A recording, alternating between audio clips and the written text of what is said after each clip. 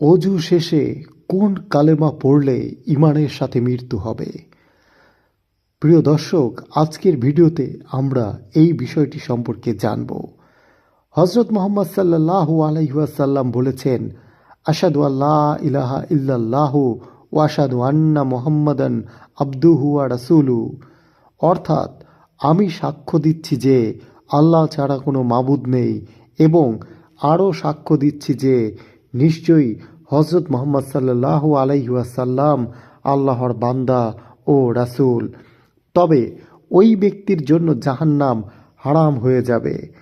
তিনি আরও বলেন, যে কাগজ খণ্ডে এই কালেমা লেখা থাকবে, কিয়ামতের দিন তা বদ আমলের ৯৯টি দপ্তর হতেও ওজনে ভারী হবে।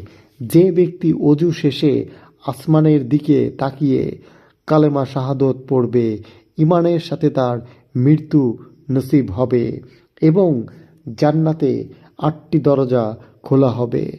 যে দরজায় ইচ্ছা প্রবেশ করতে পারবে।